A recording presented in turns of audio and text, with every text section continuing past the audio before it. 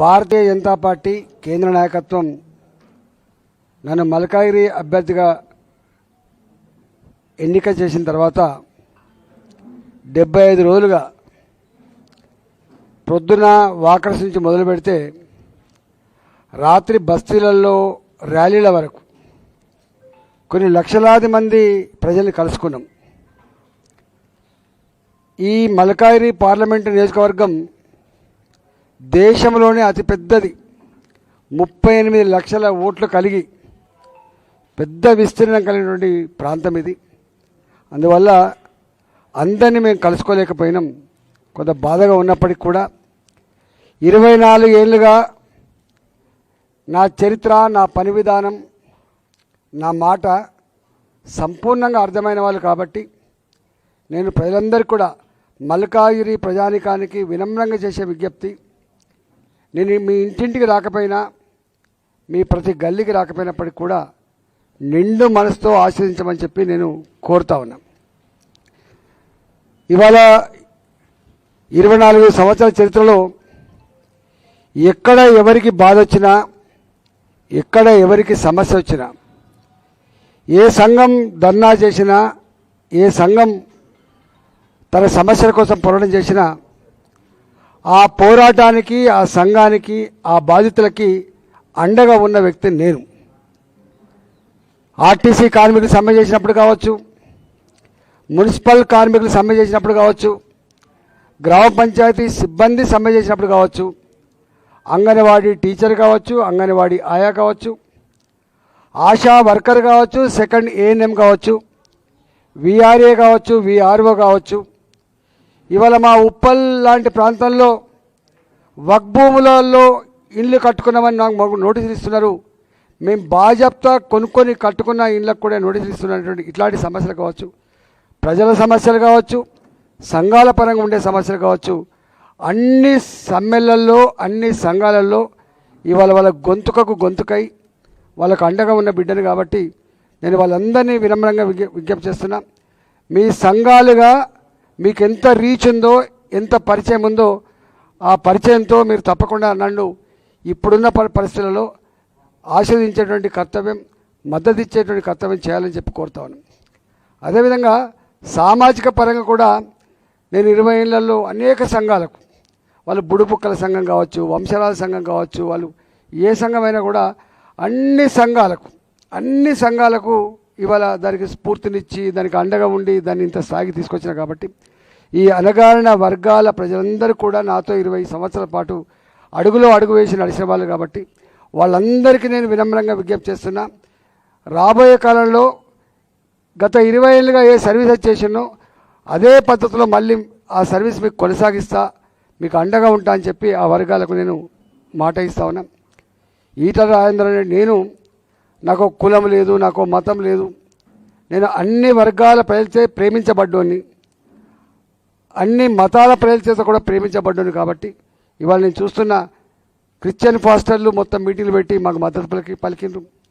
మా మౌజములు కూడా అనేక మంది వచ్చి నిన్ను తప్పకుండా మేము గెలిపించుకుంటాం, ఎందుకంటే నువ్వు ఎక్కడన్నా అవసరం ఉంటే మాకు ఆదుకునేటువంటి ఆస్కారం ఉంది. నువ్వు ఆర్థిక మంత్రిగా ఉన్నప్పుడు పేదలకు సన్నబియ్యం పెట్టి ఇవాళ పేద ప్రజానికానికి బ్యాంకులతో సంబంధం లేకుండా రుణాలు ఇప్పించి కరోనా కష్టకాలంలో ప్రజల వెంట ఉండి ప్రజలను కాపాడినటువంటి సాహసమూర్తివి నువ్వు. నీకు మా మద్దతు ఉందని చెప్పి మా మసీదులలో ఉండేటువంటి వాళ్ళు కూడా మద్దతు పలకడం జరిగింది. ఒక్క మాటలో చెప్పాలంటే మేము తిరుగుతున్నప్పుడు మల్కాజిగిరి పార్లమెంటు పరిధిలో అన్ని వర్గాల ప్రజలు కూడా మీకు సంపూర్ణంగా మద్దతు ఇస్తాం, అతిపెద్ద నియోజకవర్గం అనేది చెప్తుండ్రో అతి ఎక్కువ భారీ మెజార్టీతో గెలిపిస్తామని చెప్పి కోరుతా ఉన్నారు. కానీ ఇక్కడ ఉన్నటువంటి కాంగ్రెస్ పార్టీ ప్రజల్ని అర్థం చేసుకోకుండా, ప్రజల అంతరంగాన్ని అర్థం చేసుకోకుండా ఇలా ఎదురీదే ప్రయత్నం చేస్తూ ఉంది. దాంట్లో భాగంగానే కంటోన్మెంట్లో ప్రతి ఓటర్కి ఇప్పటికే 2000 రూపాయలు చొప్పున పంచారు. ఇవాళ మొత్తం ఈ మల్కాజిగిరి పార్లమెంటు పరిధిలో డబ్బులు పంచాలని చెప్పి చూస్తూ ఉన్నారు. మద్యం దించిండ్రు, లారీలే డీసీఎంలు మద్యం దిగింది. డబ్బులు ఆల్రెడీ ఎక్కడి నుంచో వచ్చిన వాళ్ళు చాలా సిస్టమేటిక్గా పంచిందని చెప్పి వార్తలు వస్తున్నాయి. మేము డబ్బుల పంపకాన్ని ఎక్కడ అడ్డుకోవట్లేదు. మద్యం పంచడాన్ని ఇక్కడ అడ్డుకోవట్లేదు. ఎందుకంటే మా ప్రజలు లేక వీళ్ళు ఇస్తారు కాబట్టి, వీళ్ళు అక్రమంగా దుర్మార్గంగా సంపాదించిన సంపాదనే కాబట్టి ఇవాళ ఇస్తే తప్పకుండా తీసుకుంటారు. ఇంతకుముందు చాలాసార్లు చెప్పినాం మేము, కేసీఆర్ గారు కూడా చెప్పిండ్రు, అక్రమంగా సంపాదించిన డబ్బు సంచులతో మందు బాటిల్తో మీ ముందుకు వస్తారు, తీసుకునే దిక్కు తీసుకోవాలి, వేసుకునే దిక్కు వేసుకోవాలని చెప్పిండ్రు. ఇవాళ భారతీయ జనతా పార్టీ అభ్యర్థులుగా ఇవాళ కంటోన్మెంట్లో మా వంశా తిలక్ గారు పోటీ చేస్తున్నారు. గరీబ్ బిడ్డ, కాకపోతే చరిత్ర ఉన్న బిడ్డ, మేధావి. అట్లనే నేను ఇక్కడ పోటీ చేస్తున్నా కాబట్టి ప్రజలందరినీ నేను వినమ్రంగా విజ్ఞప్తి చేస్తున్నా, వాళ్ళ డబ్బు సంచులతో మేము పోటీ పడలేం, వాళ్ళ మద్యం సీసాలతో మేము పోటీ పడలేం, వాళ్ళ డాబు దర్పం ముందు మేము పోటీ పడలేం. కానీ ప్రజల కాళ్లకు మొల్లురితే పన్నుతో పీకే సర్వీస్ చేసే వాళ్ళం కాబట్టి ఇవాళ మమ్మల్ని కాపాడుకోమని చెప్తున్నాం. ఇలా మేము తిరుగుతున్నప్పుడు కూడా మాకు నాయి బ్రాహ్మణ సంఘం వాళ్ళు మాకు కొంత చందా ఇచ్చిండ్రు. వాళ్ళు 50,000 రూపాయలు ఇవ్వచ్చు, కానీ ప్రేమపూర్వకంగా ఇచ్చిండ్రు. రజక సంఘం వాళ్ళు మాకు 25,000 రూపాయలు చందా ఇచ్చిండ్రు. ఇట్లా చిన్న చిన్న కులాల వాళ్ళు కూడా మాకు ఎక్కడికి పోతే, అన్న నువ్వు 20 ఏళ్ళుగా మమ్మల్ని ఆదుకుంటున్నావు, మేము కాపాడుకోవాలి, నేను కాపాడుకుంటేనే మా భవిష్యత్తు, మా జాతుల ఆత్మగౌరవం పెరుగుతుందనే పద్ధతులు కూడా అనేక సంఘాలు మాకు ఇచ్చింది. ఇవాళ అట్లా ఇక్కడ దాకా వచ్చినాం. నేను ఒకటే మాట విజ్ఞప్తి చేస్తున్నా, మల్కాజ్గిరిలో ఎన్ని స్లమ్స్ ఉన్నాయో నాకు తెలుసు, ఎన్ని రకాల బాధలు ఉన్నాయో నాకు తెలుసు. వక్ భూములలో కట్టుకున్న ఇళ్ల సమస్య కావచ్చు, గవర్నమెంట్ జాగాలలో కట్టుకున్న ఇళ్ల సమస్య కావచ్చు, పోరంబోక్ భూములలో కట్టుకునే ఇళ్ల సమస్యలు కావచ్చు, ఇట్లా డ్రైనేజ్ సమస్య కావచ్చు, డ్రింకింగ్ వాటర్ సమస్య కావచ్చు, ఉద్యోగ కల్పన సమస్య కావచ్చు, ఇవాళ రోడ్ల సమస్య కావచ్చు, మేడ్చల్ వైపు ఉన్నటువంటి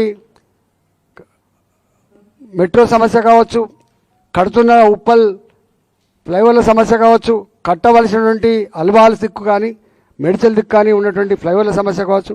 ఒక్క మాటలో చెప్పాలంటే ఇవాళ నరేంద్ర మోడీ గారి ప్రభుత్వం కేంద్రంలో ఏర్పడబోతుంది కాబట్టి వాళ్ళ సహాయ సహకారాలతో ఇక్కడ పనిచేయగలిగినటువంటి శక్తి సత్తా నాకే ఉందని చెప్పి ప్రజలు భావిస్తాను. కాబట్టి తప్పకుండా ఇవన్నిటి పట్ల నాకు అవగాహన ఉంది, తప్పకుండా ఇవన్నీ పరిష్కరిస్తా అని చెప్పి, ఉన్నంతలో పరిష్కరిస్తా అని చెప్పి మీకు హామీ ఇస్తా ఉన్నాను.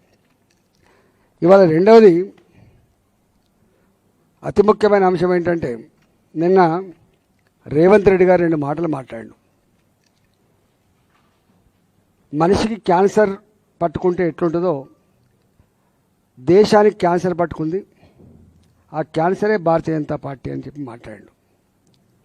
అంటే మరి ఆయనకైనా మెంటల్గా ఆర్డర్ తప్పిండా లేకపోతే సంచలనం కోసం మాట్లాడుతున్నా తెలియదు, కానీ దేశమంతా మోడీని ప్రేమిస్తుంటే, మోడీని గౌరవిస్తూ ఉంటే, మోడీయే దిక్కు అని చెప్పి భావిస్తూ ఉంటే ఈయన ఇట్లాంటి చిల్లర మాటలు మాట్లాడడం అనేది ప్రజానీకం సహించలేకపోతున్నారు. 5 దశాబ్దాల పైబడి పాలించిన పార్టీ దేశాన్ని కాంగ్రెస్ పార్టీ, 4 దశాబ్దాల పైబడి పాలించిన పార్టీ కాంగ్రెస్ పార్టీ రాష్ట్రంలో. వీళ్ళ ఆయామలో పంజాబ్ విధ్వంసమైంది, జమ్మూ అండ్ కాశ్మీర్ విధ్వంసమైంది, నార్త్ ఈస్టర్న్ స్టేట్స్లో ఎన్నో ఉద్యమాలు, అది బోడో ఉద్యమం కావచ్చు, అది ఇంకొక రకమైన ఉద్యమం కావచ్చు, దేశం విచ్ఛిన్నమైద్దా అనేటువంటి భావన ఉండే. Jammu and Kashmir, Punjab, north east స్టేట్స్లో అనేక సంవత్సరాల పాటు రక్తపాతం జరిగింది. దానికి కారకులు కాంగ్రెస్ పార్టీ కాదా? ఇవాళ ఇప్పుడు రాహుల్ గాంధీ గారు నినాదం ఇస్తున్నాడు పేదరిక నిర్మూలన గురించి. గరీబీ హటావో అని నినాదం ఇచ్చినటువంటి మొట్టమొదటి వ్యక్తి ఇందిరాగాంధీ గారు. ఇందిరాగాంధీ గారు అదే మాట చెప్పిండ్రు, రాజీవ్ గాంధీ గారు అదే మాట చెప్పిండ్రు. ఇవాళ మనవడు వచ్చినటువంటి ఇవాళ రాహుల్ గాంధీ గారు కూడా అదే మాట చెప్తున్నారు. నిన్ననే పుట్టిన పార్టీలాగా ఒకవైపు ఏమో కాంగ్రెస్ పార్టీ 100 సంవత్సరాల పైబడి చరిత్ర కలిగిన పార్టీ, మాది అణగారిన వర్గాలకు అండగా ఉండే పార్టీ అని చెప్పుకున్నటువంటి కాంగ్రెస్ పార్టీ నాయకులు ఇవాళ గురిగింజ నలుపు ఎరనట్టుగా వాళ్ళు భారతీయ జనతా పార్టీని విమర్శించే ప్రయత్నం చేస్తున్నారు. కానీ మోడీ గారు వచ్చిన అర్థం, పంజాబ్లో హింస లేదు, జమ్మూ అండ్ కాశ్మీర్లో హింస లేదు, ఇలా నార్త్ ఈస్ట్ స్టేట్స్లో సపరేట్ ఉద్యమాలు లేవు. మొత్తం దేశంలో ప్రతి దగ్గర స్లీపర్ సెల్స్ ఉన్నాయి, టెర్రరిస్టులు పొంచి ఉన్నారు, అమాయకులు చనిపోయే ఆస్కారం ఉందని చెప్పి మాట్లాడినటువంటి సందర్భాలు చూసినాం. స్వయంగా హైదరాబాద్లో ఒక గోకుల్ చాట్, ఒక సాయిబాబా మందిర్, ఒక దిల్సుఖ్ నగర్, ఒక లుంబిని పార్క్ ఆనాడు బాంబులలో తెగిపడ్డ కంఠాలు, ఎగిసిపడ్డ మాంసం ముద్దలు, నేల తడిసినటువంటి రక్తపు మరకలు ఇంకా మర్చిపోలే ప్రజలు. దీనికి అంతటి కారకులు వాళ్ళే. మోడీ గారు వచ్చిన తర్వాత జమ్మూ అండ్ కాశ్మీర్లో రాళ్ల దాడులు లేవు, సైన్యం మీద, సైనికుల మీద దొంగ దెబ్బలు లేవు, బాంబు బ్లాస్టులు లేవు. ఇవాళ హైదరాబాద్ జరిగినట్టుగా బాంబు బ్లాస్టులు లేవు. నార్త్ ఈస్టర్న్ స్టేట్స్లో సెపరేట్ ఉద్యమాలు లేవు. పంజాబ్లో అరాచకం లేదు. ఇవాళ మోడీ గారిని పట్టుకొని ఇవాళ ఇది క్యాన్సర్ లాంటిదని చెప్పి మాట్లాడితే మీ అజ్ఞానానికి నిదర్శనం తప్ప ఇంకోటి కాదు. ఒకనాడు పాకిస్తాన్, చైనా లాంటి దేశాల నుంచి వెళ్ళి ముంపు పొంచి ఉందని అనేక రకాల ఇబ్బందులు పడ్డాం మనం. కానీ ఇవాళ ఇంచు కూడా జాగా ఆక్రమించుకోకుండా ఇవాళ మన బార్డర్లు మొత్తం నేషనల్ హైవేస్ అంతా మనం రోడ్లు వేసుకొని ఒక ఇంచు కూడా ఎవడు మళ్ళా దాటి రాకుండా చేసుకొని longest tunnel roads, highest bridges కొన్ని వేల కోట్ల రూపాయలు ఖర్చు పెట్టి భారత భూభాగం వైపు ఎవడు కన్నెత్తి చూడొద్దు, ఒక ఇంచు కూడా ఎవడు ఆక్రమించుకోవద్దని చెప్పి ఇవాళ ఒక దుర్భేద్యమైనటువంటి బౌండరీగా ఏర్పాటు చేసుకున్న సందర్భం చేసిన వ్యక్తి నరేంద్ర మోడీ గారు. వారిని పట్టుకొని ఇవాళ ఈ మాట మాట్లాడుతున్నారు. అంతేకాకుండా వాళ్ళు అధికారం ఉన్ననాడు అన్ని స్కాములే. నేను మాట్లాడడం కాదు, రేవంత్ రెడ్డి గారే స్వయంగా టీడీపీ పార్టీ అధ్యక్షుడిగా ఉన్ననాడు కాంగ్రెస్ పార్టీ అంటే ఏందో నిర్వచనం ఇచ్చిండు. Bofors scam, coal scam, 2G scam, సొంత మంత్రులే జైళ్లలో ఉన్న సందర్భం, సొంత అడ్మినిస్ట్రేటివ్ ఆఫీసర్స్ అయినటువంటి ఐఏఎస్ ఆఫీసర్లే జైళ్లలో ఉన్న సందర్భాన్ని చూసింది. ఇవాళ ఎక్కడ మంత్రులు జైల్లో పోయే పరిస్థితి లేదు, ఐఏఎస్ ఆఫీసర్ జైల్లో పోయే పరిస్థితి లేదు. ఒక్క మాటలో చెప్పాలంటే భారత జాతి ఇవాళ మోడీ గారి ప్రభుత్వాన్ని చూసి గర్వపడుతుంది తప్ప ఏ ఒక్క చిన్న ఇన్సిడెంట్ తలదించుకునే ఇన్సిడెంట్ లేదు. ఇవాళ భారత్ అంటే ఒకనాడు థర్డ్ వరల్డ్ కంట్రీ అనే ఫీలింగ్ ఉండే, కానీ ఇవాళ ప్రపంచంలో 11వ ఆర్థిక వ్యవస్థకు ఉన్న భారత్ 5వ ఆర్థిక వ్యవస్థకు ఎదిగింది. రేపు అధికారం ఇస్తే 3వ ఆర్థిక వ్యవస్థగా తీర్చిదిద్దా అని చెప్పి ఛాలెంజ్ చేసిండు మోడీ గారు. ప్రపంచమంతా రెసిషన్లో ఉంటే భారత ఆర్థిక వ్యవస్థ మాత్రం ఉన్నంతలో కొంత పురోగమించి ఈ స్థాయికి వచ్చింది. ఒకప్పుడు అమెరికా మన వైపు చిన్న చూపు చూసేది. అబ్దుల్ కలాం గారి పోతే అవమానపరిచింది, మోడీ గారికి వీసా ఇవ్వమంటే రిజెక్ట్ చేసింది. అలాంటి అమెరికా మన మోడీ గారి పోతే స్వాగతం పలికి వాళ్ళ పార్లమెంట్లో వారు మాట్లాడుతున్నప్పుడు వాళ్ళ సెనేటర్లు లేచి సప్పట్లు కొట్టి ఇక్కడి మన ప్రజలు మోడీ ఎట్లా అన్నారో అట్లా మోడీ అన్న పరిస్థితి. ప్రపంచంలో స్ట్రాంగ్ పొలిటికల్ లీడర్ ఇవాళ.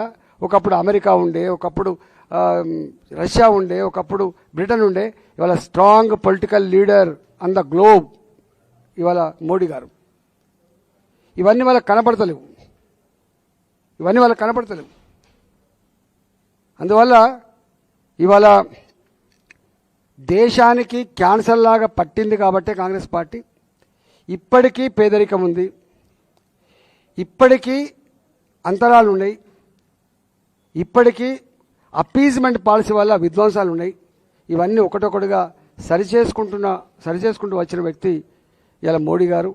సరిచేసుకుంటూ వచ్చిన పార్టీ భారతీయ జనతా పార్టీని ఇట్లాంటి విమర్శలు చేస్తే ఇవాళ నీ పార్టీ 2014లో నీకు ప్రతిపక్ష హోదా దక్కలేదు, 2019లో కూడా నీకు ప్రతిపక్ష హోదా దక్కలేదు, రేపు కూడా నీకు ప్రతిపక్ష హోదా దక్కే ప్రసక్తి లేదు, నీ పార్టీ రేపు బట్టగట్టే ప్రసక్తి లేదని చెప్పి నేను హెచ్చరిస్తా ఉన్నా. ఇప్పటికైనా రేవంత్ రెడ్డి గారు ఇట్లాంటి పిచ్చి ప్రేలాపనలు బంద్ చేసుకోమని చెప్పి కోరుతున్నాం. చివరగా ఒక మాట, నిన్న రేవంత్ రెడ్డి గారు ఎప్పుడు కాంట్రవర్సీ మాటలు అంటే పేపర్లలో రావాలి, టీవీలలో రావాలంటే అనడం తప్ప ఇవి రికార్డులలో ఉండిపోతాయి, రేపు కష్టమైనటువంటి సోయికులు లేదు ఆయనకు. అంతకుముందు కూడా దళసాని శ్రీనివాస్ యాదవ్ గారు రిజైన్ చేయకుండా మంత్రి అయిండు. ఆయన గురించి చాలా చులకనగా మాట్లాడిండు. కడియం శ్రీహరి గారు ఎస్సీ కాదని చెప్పి వారు మాట్లాడిండు. మళ్ళీ ఆయన టికెట్ ఇచ్చిండు. పొన్నాల లక్ష్మయ్య గారు పార్టీ మారుతున్నప్పుడు సిగ్గులేదా నీకు, ఈ వయసులో ఏం మారుతామని చెప్పిండు. ఇదే సిగ్గులేని వ్యక్తి మళ్ళీ లేని వ్యక్తి పోయి మా కేశవరావు గారి ఇంటికి పోయి 84 సంవత్సరాల్లో మళ్ళీ తెచ్చుకున్నాడు. అంటే ఆనాడు మాట్లాడిన మాటకు ఇవాళ మాట్లాడిన మాటకు పూర్తిగా విరుద్ధమైనటువంటి మనిషి. ఇవాళ అంటాడు భారతీయ జనతా పార్టీకి ఓటేస్తేనే రేపు నిధులు వస్తాయి అంటాడు. ఎట్లా వస్తాయి? భారతీయ జనతా పార్టీకి ఓట్లేస్తేనే నిధులు వస్తాయి, కానీ కాంగ్రెస్ పార్టీకి ఓట్లేస్తే నిధులు వస్తాయా? నేను అడుగుతున్నా, కాంగ్రెస్ పార్టీకి ఓటేస్తే అది మోర్లేసినట్టే అంటున్నాను నేను. నువ్వు అంటున్నావు నా హామీలన్నీ అమలు కావాలంటే కాంగ్రెస్ పార్టీకి ఓటేయి. చెప్పినావు అప్పుడేమన్నా రాహుల్ గాంధీ ప్రధానమంత్రి అవుతాడు, కేంద్రంలో నా పార్టీ అధికారంకి వస్తుంది, అట్లయితేనే ఈ హామీలు అమలు చేస్తానని చెప్పినావా? 2500 రూపాయలు ఇస్తానని చెప్పినావు నెల నెల, 6 నెలలు అవుతుంది ఇప్పటికి ఇయ్యలే. తులం బంగారం ఇస్తానని చెప్పినావు కళ్యాణ లక్ష్మిలో, 4000 రూపాయల పెన్షన్ ఇస్తానని చెప్పినావు, 6000 రూపాయలు సకలంగా పెన్షన్ ఇస్తానని చెప్పినావు, రేషన్ కార్డు కూడా ఇయ్యలే. రైతాంగాన్ని 2 లక్షల రూపాయలు రుణమాఫీ చేస్తానని చెప్పినావు. ఏ ఒక్క బస్సులలో ఉచిత ప్రయాణం తప్ప, అది కూడా ఉచిత ప్రయాణం సందర్భంగా ఆర్టీసీ కార్మికులు జీతాలు లేవని చెప్పి పేపర్లు వస్తున్నాయి. అది ఒక్కటి తప్ప 6 గ్యారంటీలు కానీ 66 హామీలు కానీ 420 రకాల పనులు కానీ ఒక్కటి చేయలేదు. మేము అనుకున్నాం గాదాని మీద దృష్టి పెట్టి సమస్య పరిస్థితి మేము అనుకుంటుంటే డబ్బులు సంపాదించుకోవాలి, ఏమైనా కేసీఆర్ గారు ఆనాడు ఇచ్చిన పర్మిషన్లు ఏమేమో అన్ని తవ్వి తీయాలి, బ్లాక్మెయిల్ చేయాలి, డబ్బులు దండుకోవాలి. ఇవాళ ఫైనాన్స్ డిపార్ట్మెంట్ కావాలి, బిల్లు కోసం పోతే 10% డబ్బులు అడగాలి, ముందు ఇస్తేనే బిల్లు ఇవ్వాలి. ఇవాళ 6 నెలల కాలంలోనే ప్రజల చేత చీకొట్టించుకునేటువంటి ముఖ్యమంత్రి ఎవరంటే రేవంత్ రెడ్డి అయిపోయింది. ఇవాళ అసహించుకుంటారు. ఇంత కరప్షన్ ఎప్పుడు చూడలే అంటున్నారు. ఆయన దగ్గర మున్సిపల్ అడ్మినిస్ట్రేషన్ ఉన్నది, ఇప్పటిదాకా బిల్డర్స్ పర్మిషన్లు వస్తలేవని చెప్పి మొత్తుకుంటున్నారు. అడ్మినిస్ట్రేషన్ లేదు, దృష్టి లేదు. ఏమైనా ఇవాళ ప్రధానమంత్రి లాంటి